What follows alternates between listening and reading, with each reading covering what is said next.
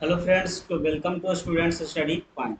आज हम लोग बात करने जा रहे हैं क्लास 10th का बायोलॉजी का चैप्टर 3, जो कि है परिवहन। चैप्टर 3 में क्या है? परिवहन। जैसा कि हम लोग दो लेसन को ऑलरेडी कंप्लीट कर चुके हैं, पोषण और श्वसन को। जैव प्रक्रम के तहत 4 लेसन आते हैं। हमने बोले थे कि एक जैव प्रक्रम आते हैं, एक पोषण श्वसन आते हैं, एक परिवहन, एक उत्सर्जन आता है। तो ये आपका थर्ड जो होने वाला है लेसन 3।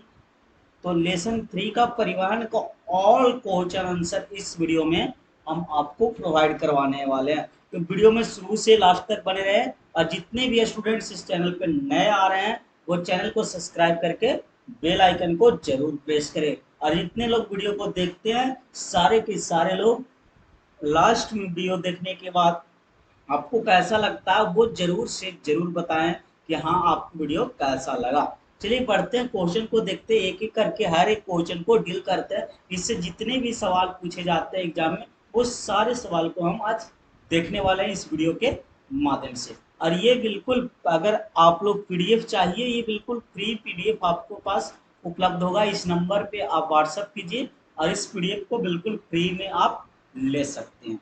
तो चलिए देखते हैं क्वेश्चन नंबर 1 जो है। सबसे फर्स्ट क्वेश्चन क्या है कि परिवहन क्या है। आखिर परिवहन लेसन को स्टार्ट किए तो परिवहन का डेफिनेशन जानना भी जरूरी है। तो देखते हैं कि परिवहन किसे कहते हैं। तो परिवहन तो उपयोगी पदार्थों को उनके मूल स्रोत से शरीर के प्रत्येक कोशिका तक पहुंचाना।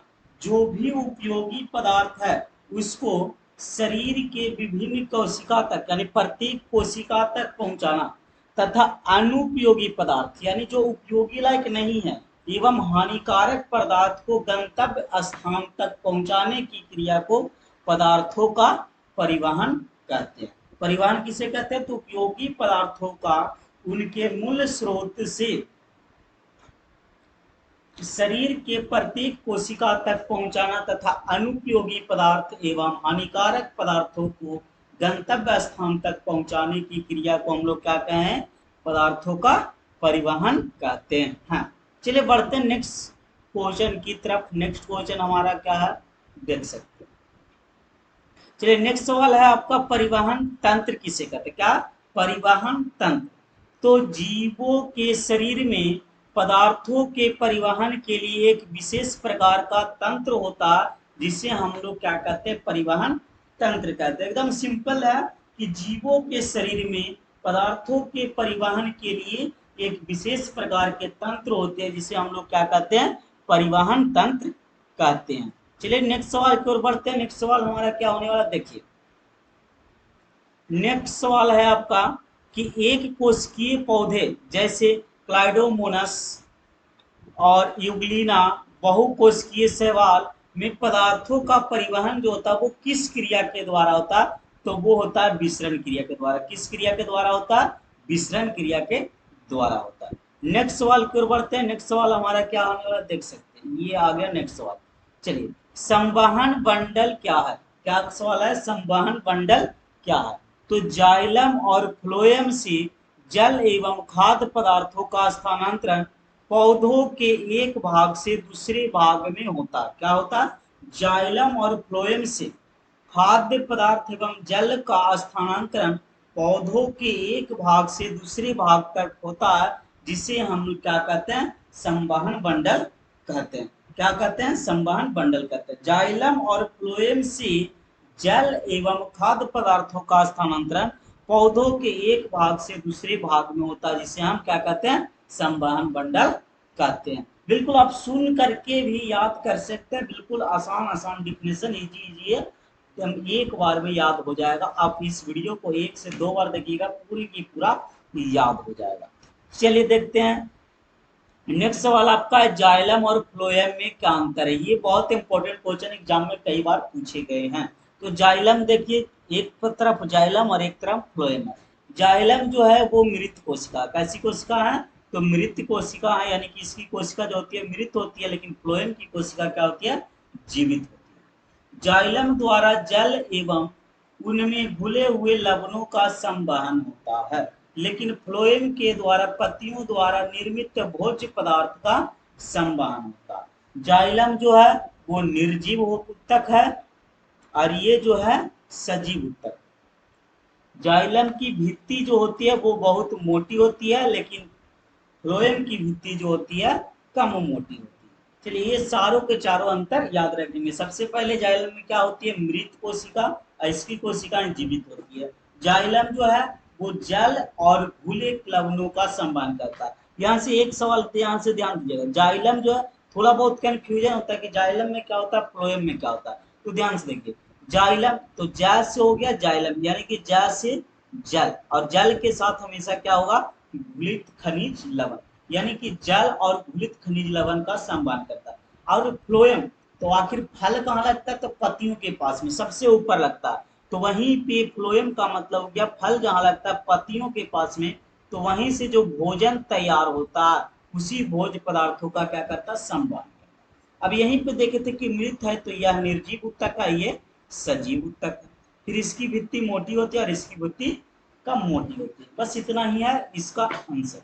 चलिए आगे बढ़ते हैं नेक्स्ट सवाल की ओर, और नेक्स्ट सवाल क्या होने वाला देख सकते हैं। स्थानांतरण क्या क्या है सवाल, स्थानांतरण क्या है, तो पौधों में जल खनिज लवण एवं खाद्य पदार्थों का संचलन को हम स्थानांतरण कहते हैं। पौधों में जो जल है, खनिज लवण एवं खाद्य पदार्थों के संचलन को हम लोग क्या कहते हैं, स्थानांतरण कहते हैं। चलिए नेक्स्ट सवाल की ओर बढ़ते हैं। नेक्स्ट सवाल हमारा क्या होने वाला देख सकते हैं। बाष्पोत्सर्जन क्या, बाष्पोत्सर्जन क्या है, तो पौधों के वायवीय भागों से जल का रंध्र के द्वारा वाष्प के रूप में निष्कर्षण की क्रिया को बाष्पोत्सर्जन कहते हैं।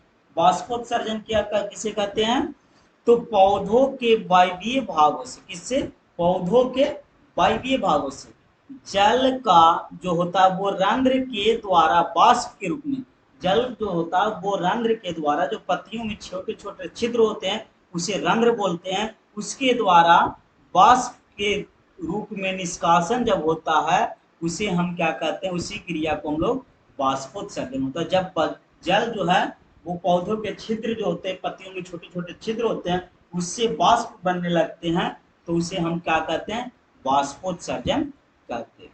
चलिए बढ़ते हैं नेक्स्ट सवाल की ओर। नेक्स्ट सवाल आपका है कि कोई भी पेड़ अपने जीवन काल में कितना जल बाष्पोत्सर्जित करता है।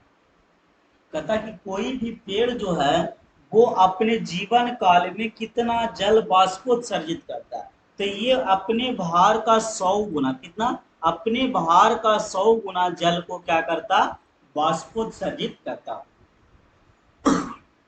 आखिर यहाँ पे देख सकते हैं कि ये ऐसा क्यों, कि अपने बाहर का ही 100 गुना क्यों, क्योंकि पेड़ जो होते हैं वो छोटे भी होते हैं, बड़े भी होते हैं, बहुत बड़े होते हैं, तो ये सारे पेड़ अपने अपने हिसाब से जलों का वाष्पोत्सर्जन करते हैं। अब डायरेक्टली अगर कुछ लिख देता कि इतना उतना, तो उसमें गलत हो जाता, क्योंकि पेड़ छोटे पेड़ हैं, बड़े पेड़ हैं, मीडियम पेड़, बहुत सारे पेड़ का साइज होता, तो ये अपने भार, जितने भार का वो पेड़ रहेगा उसके कितने गुना, तो 100 गुना करेगा। चलिए नेक्स्ट सवाल की ओर बढ़ते हैं। नेक्स्ट सवाल आपका देखिए, रक्त क्या, नेक्स्ट सवाल क्या है, रक्त क्या, तो रक्त लाल रंग का एक गाढ़ा तरल पदार्थ है। रक्त जो है वो लाल रंग का एक गाढ़ा तरल पदार्थ है, जो हृदय तथा रक्त वाहिनियों में प्रवाहित होता है। कहाँ प्रवाहित होता है, रक्त, हृदय तथा रक्त वाहिनियों में।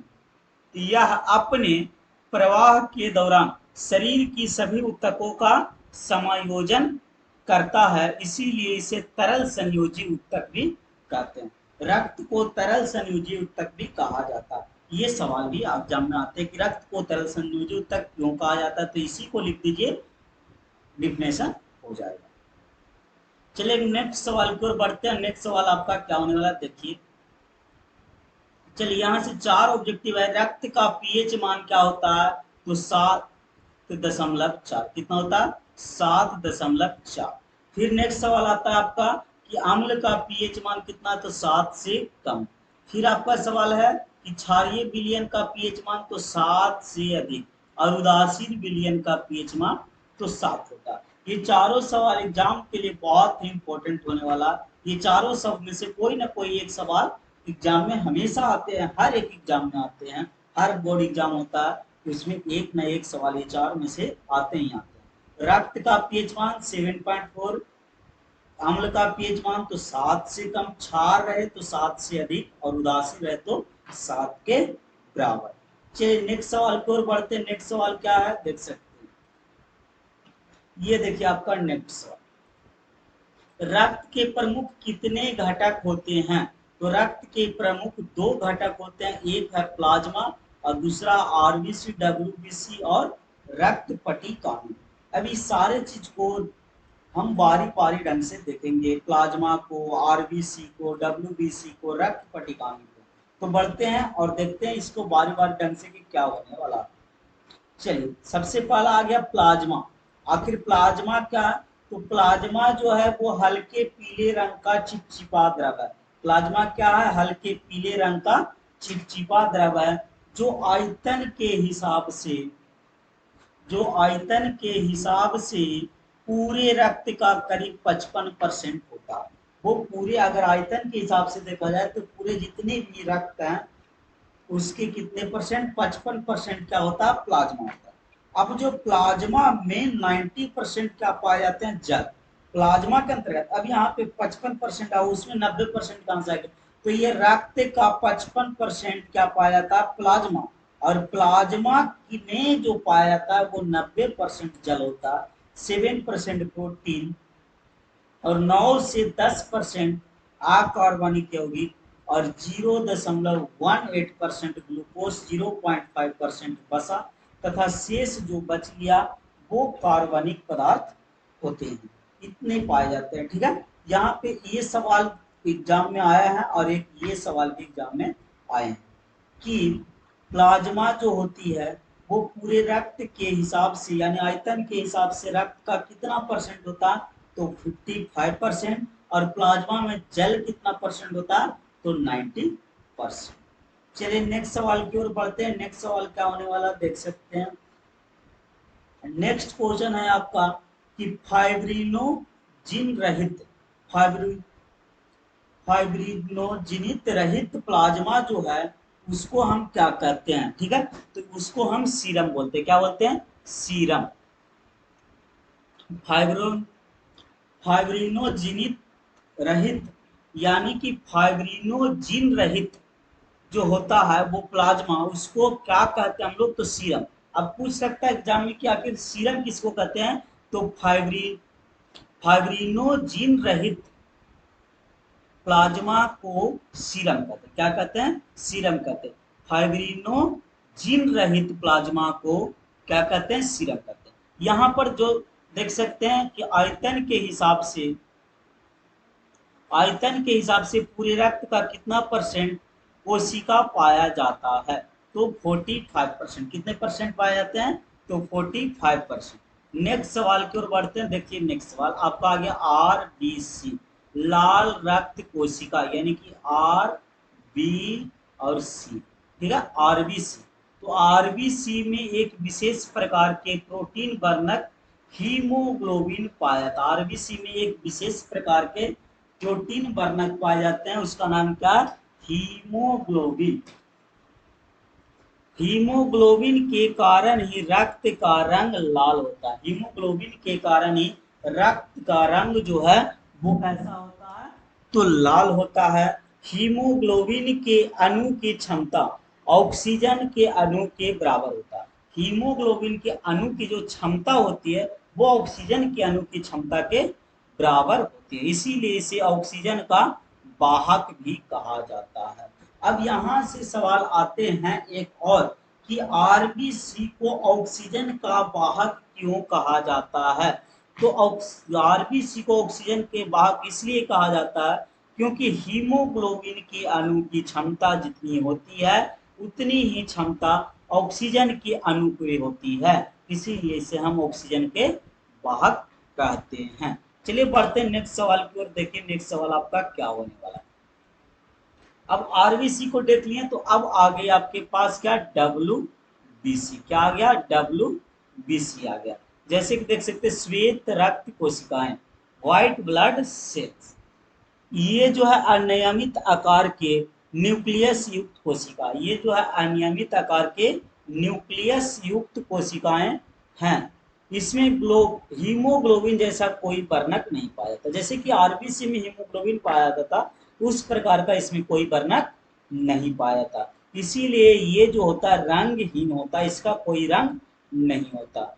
इसकी संख्या आरबीसी की अपेक्षा अत्यंत कम होती है। डब्ल्यूबीसी की जो संख्या है वो आरबीसी की अपेक्षा अत्यंत कम, बहुत ही कम मात्रा में होती है। चलिए बढ़ते हैं नेक्स्ट सवाल की ओर, और नेक्स्ट सवाल देखते हैं रक्तपटी कानून क्या है। रक्तपटी कानून, तो इसे हम विषाणु या थ्रोम्बोसाइट्स भी कहते हैं। रक्तपटी कानून को हम लोग क्या कहते हैं, विषाणु या थ्रोम्बोसाइट्स कहते हैं। ये रक्त के थक्का बनने में सहायता करता है। अब यहाँ से ये सवाल बहुत बार पूछे गए हैं कि रक्त के थक्का बनने में कौन सहायता करता है, तो थ्रोम्बोसाइट या हो सकता है ऑप्शन में, या विषाणु हो सकता है, या फिर रक्तपटी कानून हो सकता है। ये तीनों हो सकते हैं, इसीलिए इस बात को गौर से ध्यान से पढ़िएगा और याद रखना। चलिए नेक्स्ट सवाल आपका आता है हृदय क्या। नेक्स्ट सवाल क्या है, हृदय क्या है। तो हृदय जो है वो एक अत्यंत कोमल और मांसल रचना। हृदय क्या है, एक अत्यंत कोमल और मांसल रचना जो वक्ष गुहा के मध्य में पसलियों के नीचे तथा दोनों फेफड़ों के बीच स्थित रहता है। हृदय कहाँ स्थित होता है, तो वक्ष गुहा के मध्य में जो पसलियां होती है उसके नीचे, और दोनों फेफड़े जो होती है उसके दोनों के बीच, यानी पसलियों के नीचे और दोनों फेफड़ों के बीच में स्थित होती है। यह हृदय पेशियों का बना होता है। यह किस चीज का बना होता है, हृदय पेशियों का बना होता है। इसका आकार जो होता है वो त्रिकोण होता है। कैसा होता है, त्रिकोण होता है, तीन कोण का होता है। इसका अगला भाग जो है वो चौड़ा होता है और पिछला भाग जो है संकरा होता है। आगे वाला भाग कुछ इस प्रकार से चौड़ा रहता है और पीछे वाला भाग जो होता है हल्का संकरा मतलब सटा हुआ रहता है। तो इसीलिए इसको हम क्या कहते हैं, त्रिकोण कहते हैं। यह जो है बाईं तरफ से झुका भी रहता है। ये हल्का जो झुका रहता है बाईं तरफ से जो रहता है वो देखेंगे तो ये हल्का झुका भी रहता है। अब हृदय की देख लिए कि ये अत्यंत कोमल और मांसल रचना जो वक्ष गुहा के मध्य में पसलियों के नीचे और दोनों फेफड़ों के बीच में स्थित होता है। और ये जो बना है किस चीज का बना है, हृदय पेशियों का बना होता है। इसके आकार की बात बोले तो वो त्रिकोण होते हैं। इसका अगला भाग चौड़ा होता है और पिछला भाग संकरा होता है, और ये बाईं ओर झुका रहता है। चलिए बढ़ते हैं नेक्स्ट सवाल की ओर, और नेक्स्ट सवाल क्या होने वाला देख सकते हैं कि मनुष्य तथा मैमेलिया वर्ग, मैमेलिया वर्ग के अंतर्गत ही मनुष्य आते हैं। ठीक है, मनुष्य तथा मैमेलिया वर्ग के जंतुओं के हृदय में कितने बेसम होते हैं, तो 4 बेसम होते हैं। कितने बेसम होते हैं, 4 बेसम। अब पूछ सकता है यहाँ से, देखा यहाँ पे ये दोनों चीज अगर नहीं लिखा जाता तो आप लोग को कंफ्यूजन होता। क्या कंफ्यूजन था कि एग्जाम में पूछ दिया कि मनुष्य में कितने बेसम होते हैं, तो 4। मैमेलिया वर्ग के जंतुओं में कितने बेसम होते हैं, तो 4। ये दोनों सवाल यहाँ से बनते हैं। ठीक है, चलिए बढ़ते हैं नेक्स्ट सवाल की ओर, और नेक्स्ट सवाल देखते हैं कि क्या है एस ए नोड क्या है। ये भी क्वेश्चन बहुत बार एग्जाम में पूछा गया है। तो यह जो है एक विशेष प्रकार के तंत्रिका ऊतक है जिसके द्वारा हृदय के धड़कन का तालबद्ध संकुचन होता है। क्या होता है, तालबद्ध, दोनों का ताल मिला करके, जैसे कैसे सॉन्ग बजता है तो कहता है कि हारमोनियम ये सब बजता है, ढोल तो कहता है कि ताल मिलाना, ताल से ताल मिलाकर बजाना, ताल से ताल मिलाकर डांस करना, इसी चीज को तो यही कहता है कि ये जो है विशेष प्रकार के तंत्रिका ऊतक है जिसके द्वारा जो होता हृदय के जो धड़कन जो धड़कती है वो ताल बंध यानी ताल से ताल मिलाकर उसकी संकुचन होता है। इसे हम पेस मेकर भी कहते हैं। एस ए नोड को हम लोग पेस मेकर के नाम से भी जानते हैं। एग्जाम में अगर पेस मेकर पूछेगा तो डिफिनेशन यही होने वाला है। ठीक है, चलिए बढ़ते हैं नेक्स्ट सवाल की ओर और देखते हैं नेक्स्ट सवाल क्या है। ये देखिए नेक्स्ट सवाल है आपका इलेक्ट्रोकार्डियोग्राफ। यहाँ पे मां नहीं भा हुआ, क्या होगा, इलेक्ट्रोकार्डियोग्राफ। ओके, इलेक्ट्रोकार्डियोग्राफ क्या है, तो पेसमेकर के द्वारा बहुत ही मंद विद्युत धारा उत्पादित होता है। पेसमेकर जो ऐसे नोड है उसके द्वारा बहुत ही मंद यानी कि धीमी विद्युत धारा प्रवाहित होती है जो हृदय पेशी में संकुचन के लिए उत्तेजित करता है। ये काम क्या है पेसमेकर का? हृदय पेशी में संकुचन के लिए उत्तेजित करता है। और यह विद्युत धारा को अंकित करने के लिए जिस यंत्र का उपयोग किया जाता है उस यंत्र को विद्युतीय हृदय लेखी या इलेक्ट्रोकार्डियोग्राफ के नाम से जानते हैं। ठीक है, इलेक्ट्रोकार्डियोग्राफ। यहाँ पे देखिए पेसमेकर जो है उसके द्वारा बहुत ही धीमी विद्युत धारा प्रवाहित होती है और वो काम क्या करता है कि हृदय पेशी में संकुचन के लिए, हृदय की पेशी में जाता है और उसे संकुचन के लिए उत्तेजित करता है अंदर से। और यह विद्युत धारा को अंकित करने के लिए जिस यंत्र का उपयोग करता उसी यंत्र को हम लोग क्या कहते हैं? इलेक्ट्रोकार्डियोग्राफ कहते हैं और इसे विद्युत हृदय लेखी भी कहा जाता है। चलिए बढ़ते हैं नेक्स्ट सवाल पे। ये सवाल भी पूछ सकता है कि विद्युत हृदय लेखी क्या है, तो यही डिफिनेशन होने वाला है क्योंकि इसी को हम बोलते हैं इलेक्ट्रोकार्डियोग्राफ। चलिए नेक्स्ट सवाल की ओर बढ़ते हैं। नेक्स्ट सवाल क्या है देखिए, हृदय चक्र क्या है? नेक्स्ट सवाल क्या आपका, हृदय चक्र क्या है? तो हृदय में रक्त का भरना और फिर उसका बाहर निकलने की क्रिया को हम लोग क्या कहते हैं? हृदय चक्र कहते हैं। यानी हृदय में रक्त का भरना और उसे बाहर निकलने की क्रिया को हम लोग क्या कहते हैं? हृदय चक्र कहते हैं। चलिए नेक्स्ट सवाल की बढ़ने से पहले जितने भी स्टूडेंट्स वीडियो को देख रहे हैं वो चैनल को सब्सक्राइब करके बेल आइकन को प्रेस जरूर करें। और पुनः एक बार बता देना चाहूँगा कि आपको अगर इसका पीडीएफ चाहिए तो बिल्कुल आप इस नंबर पे व्हाट्सअप कीजिए, ये पीडीएफ आपको बिल्कुल फ्री में मिलेगा। और सिर्फ यही नहीं बल्कि क्लास 10th 12th से रिलेटेड जितने भी पीडीएफ हैं उस सारे पीडीएफ आपके पास प्रोवाइड कराया जाएगा, वो भी बिल्कुल निःशुल्क बिना कोई फी का। तो चलिए बढ़ते हैं नेक्स्ट सवाल की ओर और देखते हैं कि नेक्स्ट सवाल हमारा क्या होने वाला अपने। चलिए देख सकते हैं नेक्स्ट सवाल हमारा क्या है कि रक्त परिसंचरण तंत्र के लिए शरीर में कितनी प्रकार की रक्त वाहिनियां होती है? तो वो 3 प्रकार की होती है। कितने प्रकार की? 3 प्रकार की। कौन कौन 3 प्रकार है तो देख सकते हैं, एक है धमनी, एक है रक्त वाहिनियां और एक है शिराएं। ये 3 प्रकार की होती हैं। रक्त परिसंचरण के लिए शरीर में 3 प्रकार की रक्त वाहिनियां होती है। कौन कौन? धमनी, रक्त वाहिनियां और शिराएं। ठीक है, यहाँ पे एक बात ध्यान दीजिएगा, धमनी और तथा शिराएं रक्त कोशिकाओं के द्वारा घिरी रहती है। ये नोट्स पॉइंट आपको ये भी याद रखना है कि धमनी जो है और शिरा है वो रक्त कोशिकाओं के द्वारा घिरी होती है। अगर एग्जाम में पूछेगा धमनी और शिराएं किसके द्वारा घिरी होती है तो रक्त कोशिकाओं के द्वारा। ये बीच वाला जो है सेकेंड वाला उसी के द्वारा ये फर्स्ट और थर्ड घिरा हुआ रहता है। चलिए बढ़ते हैं नेक्स्ट सवाल की ओर और देखते हैं नेक्स्ट सवाल हमारा क्या होने वाला। चलिए ये देख सकते हैं धमनी क्या है। अब यह धमनी है, रक्त वाहिनी, तीनों को बारी बारी ढंग से देखो। धमनी क्या है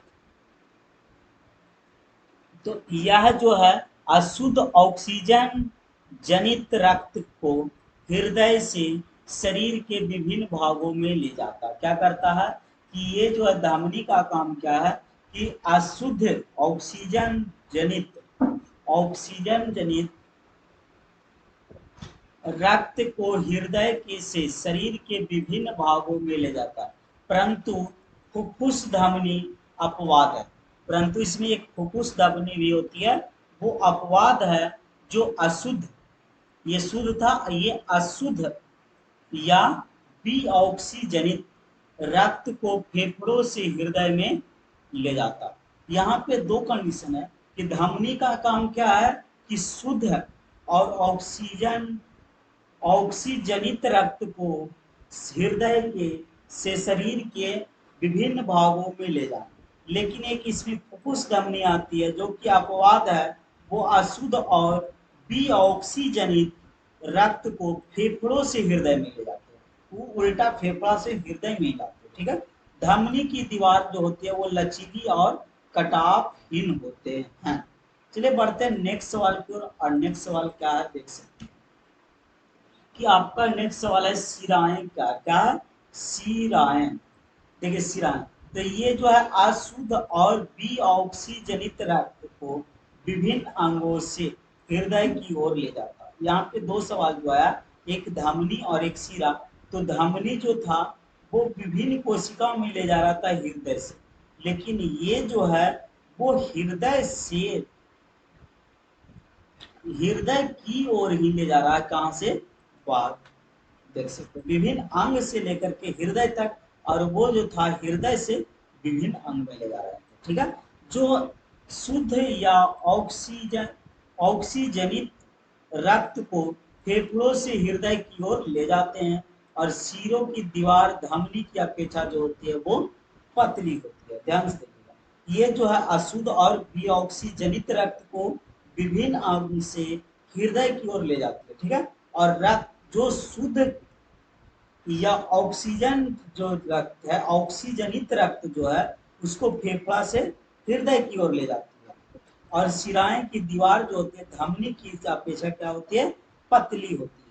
चलिए बढ़ते हैं नेक्स्ट सवाल की ओर। और नेक्स्ट सवाल क्या होने वाला देख सकते हैं आपका कि लसीका क्या है। चलिए अब लसीका की बात कर लें, उसके बाद आपको धमनी शिरा में अंतर भी मिलेगा। वीडियो में बने रहें और लास्ट तक वीडियो को देखें, इससे बहुत इंपॉर्टेंट सवाल बनने वाले हैं। ये सारे सवाल एग्जाम के लिए बहुत ही मोस्ट वीडियो साबित होने वाला। इसीलिए 2024 में जितने भी स्टूडेंट्स क्लास 10th के एग्जाम देने वाले हैं वो सारे स्टूडेंट्स के पास इस वीडियो को शेयर जरूर करें, ताकि वो भी इस वीडियो के माध्यम से कुछ लाभ ले सके। चलिए देख सकते हैं यहाँ पे आपके सामने सवाल है कि लसिका क्या है। तो उत्तक कोशिकाएं के बीच WBC सहित रक्त प्लाज्मा को उत्तक द्रव, लसिका या फिर लिम्फ कहते हैं। देखिए लसिका के तीन नाम है, उत्तक द्रव भी कहते हैं, लसिका भी को, और एक लिम्फ भी कहा जाता है। यानी कि उत्तक कोशिकाओं के बीच WBC सहित रक्त प्लाज्मा को हम लोग क्या कहेंगे? उत्तक द्रव, लसिका या लिम्फ कहते हैं। परंतु लसिका में RBC जो है वो नहीं पाया जाता है। ठीक है, RBC नहीं पाई जाती है। चलिए बढ़ते हैं नेक्स्ट सवाल की ओर और देखते हैं नेक्स्ट सवाल क्या है।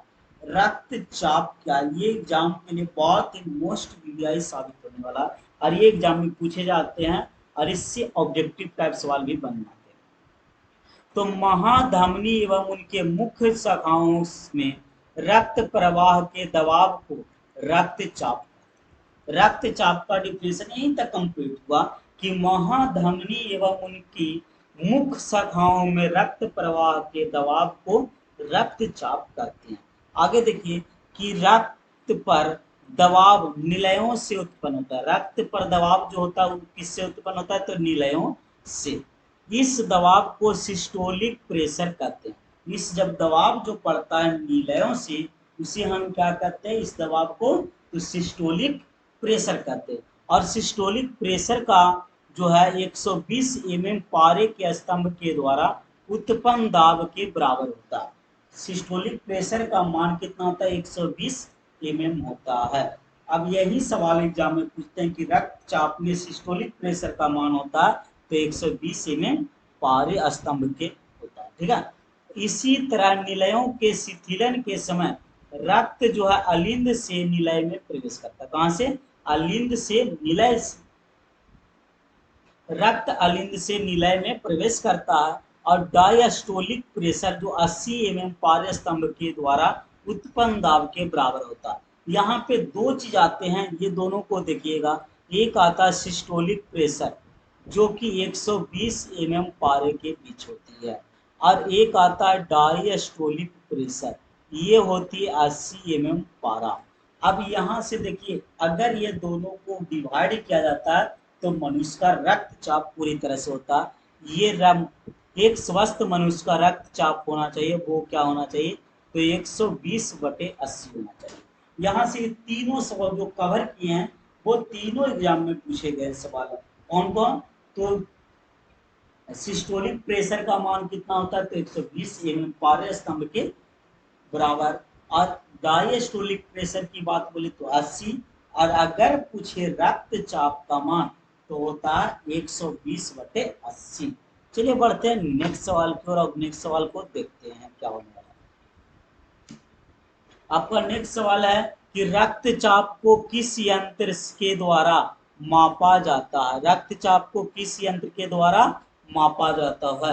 तो रक्तचाप मापी क्या बोलते हैं? रक्तचाप मापी या फिर स्फेगुम्नो मैनोमीटर कहते हैं। क्या कहते हैं? रक्तचाप मापी कहते हैं या फिर स्फेगुम्नो मैनोमीटर कहते हैं। ठीक है, आगे बढ़ते हैं नेक्स्ट सवाल की ओर और देखते हैं नेक्स्ट सवाल क्या है। नेक्स्ट सवाल आपका है हाइपर टेंशन, जो कि बहुत सारे व्यक्तियों को होते हैं हाइपर टेंशन। ये ज्यादातर चिंता जो करते हैं, वो चिंतित रहते हैं, वो सारे लोगों को ये ज्यादा होती है। तो सामान्य से अधिक यानी कि उच्च रक्तचाप हाइपरटेंशन कहलाते हैं। अगर जितना होना चाहिए रक्तचाप, जैसे कि अभी देखिए रक्तचाप मनुष्य का कितना होना चाहिए? तो 120/80 होना चाहिए। लेकिन अगर इससे ज़्यादा हो जाता है अगर किसी का भी रक्तचाप, तो उसे हम क्या कहते हैं? हाइपर टेंशन, जिसको हम लोग कहते हैं कि हाई प्रेशर का आदमी है, वही यही होता है। हाइपर टेंशन का मतलब यही होता है।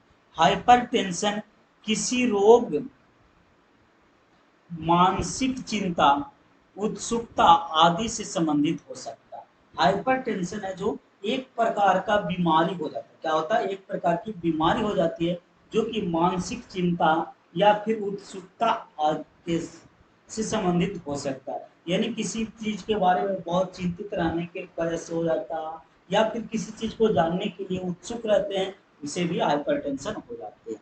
हाइपरटेंशन की अवस्था में कभी कभी रक्त वाहिनियां फट जाती है। हाइपरटेंशन जब होती है, जब ज्यादा ब्लड प्रेशर हो जाता है, तो उस कंडीशन में रक्त वाहिनियां जो होती है वो फट जाती है। और रक्त वाहिनियां जब फट जाती है तो आंतरिक रक्त का स्राव होने लगता है। जब रक्त वाहिनियां फट जाएगी तो क्या होने लगेगा?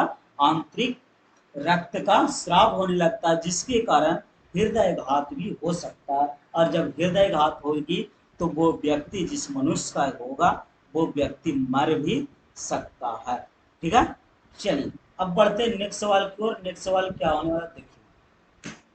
आपका नेक्स्ट सवाल है कि धमनी और शिरा में क्या अंतर है। क्या है नेक्स्ट सवाल आपका? धमनी और शिरा में क्या अंतर है? तो एक साइड में धमनी और एक साइड में शिरा ले लेंगे। धमनी की ओर देखते हैं, ये जो है शुद्ध और ऑक्सीजनित रक्त को हृदय से विभिन्न भाग में ले जाता है। ठीक है, ये जो है अशुद्ध और बी ऑक्सीजनित रक्त को विभिन्न अंग से हृदय की ओर ले जाता है। यहीं पे थोड़ा सा देखना, ये जो है शुद्ध है और ऑक्सीजनित है, ये जो है अशुद्ध है और बी ऑक्सीजनित है। ये रक्त को हृदय से विभिन्न अंग में ले जाता, और ये जो है रक्त को विभिन्न अंग से हृदय में ले जाता है। चलिए अब देखिए, यह अशुद्ध या बी ऑक्सीजनित रक्त को फेफड़ों से हृदय की ओर ले जाता है। अब देखिए इसमें बी ऑक्सीजनित रक्त जो है उसको क्या करता, तो फेफड़ा से हृदय में ले जाता। कहाँ से ले जाता? तो फेफड़ों से हृदय में लेता। लेकिन ये तो अशुद्ध था, लेकिन इसमें जो शुद्ध ऑक्सीजनित रक्त रहेगा उसको फेफड़ा से हृदय की ओर ये भी ले जाता है। आगे देखते हैं थर्ड क्या, धमनी की दीवारें लचीली एवं कटावहीन होती है। इसकी शिरा की दीवार देखिए तो धमनी की अपेक्षा पतली होती है। फिर देखिए परंतु धमनी की जो है वो फुफ्फुस धमनी, इसमें अपवाद है, परंतु शिरा में फुफ्फुस शिराएं अपवाद है। ठीक है, दोनों में एक फुफ्फुस धमनी भी होती है, एक फुफ्फुस शिराएं भी होती है, जो कि दोनों है जो अपवाद है। चलिए बढ़ते हैं नेक्स्ट सवाल आपका क्या है। तो नेक्स्ट सवाल है आपका, देख सकते हैं रक्त और लसिका में क्या अंतर है। तो एक साइड में रक्त ले लेंगे, एक साइड में लसिका। रक्त का रंग लाल होता और लसिका जो होता रंगहीन या फिर हल्के पीले रंग का होता है। रक्त में लाल रक्त कोशिकाएं यानी आरबीसी पाई जाती, लेकिन लसिका में डब्ल्यूबीसी भी, सॉरी, आरबीसी नहीं पाई जाती। ठीक है, इसका रंग जो लाल होता है इसका रंगहीन होता है या फिर हल्के पीले रंग का होता है। लेकिन ये जो है आरबीसी पाया था, इसमें आरबीसी नहीं पाया था। ये रक्त और लसिका में अंतर है। ये सवाल के साथ इस क्लास को एंड किया जाता है, क्योंकि इतना ही सवाल लेसन 3 यानी कि परिवहन से बनते हैं। चलिए परिवहन से पूरे सवाल को देख लिए हैं। अब इसका पीडीएफ आप लेने के लिए इस नंबर पे व्हाट्सअप कीजिए जितना जल्द से जल्द हो सके। और आपको ये वीडियो कैसा लगा, आपके पास ये पीडीएफ जो है वो कैसा पीडीएफ है, वो सारे चीज को एक बार कमेंट बॉक्स में कमेंट करके जरूर बताएं कि ये वीडियो आपको कैसा लगा। और उन सारे दोस्तों के पास शेयर कीजिए जो कि 2024 में बोर्ड एग्जाम देने वाले हैं, क्योंकि बोर्ड एग्जाम तक आपको इस चैनल के माध्यम से इतना हेल्प मिलेगा कि आप फिर कह नहीं सकते। 95% 100% वादा करते हैं कि आप 95% रिजल्ट ला सकते हैं अगर इस चैनल के माध्यम से लास्ट तक, शुरू से लास्ट तक जुड़े रहें तो। क्योंकि इस चैनल पे ऑल सब्जेक्ट का क्लास आपको प्रोवाइड करवाया जाएगा, और वो भी हर एक टॉपिक के साथ उसका लघुत्तरीय प्रश्न, कैसे एग्जाम में प्रश्न आते हैं, एग्जाम में कैसे कॉपी लिखना है, जो सवाल नहीं आता उस सवाल को कैसे बनाना, वो सारे टॉपिक को आपको इस चैनल के माध्यम से बताया जाएगा। इसीलिए चैनल को सब्सक्राइब करके बेल आइकन को प्रेस जरूर करें, और वीडियो आपको कैसा लगा ये जरूर से जरूर बताएं। चलिए मिलते हैं फिर नेक्स्ट वीडियो में उत्सर्जन के साथ। तो थैंक यू सो मच।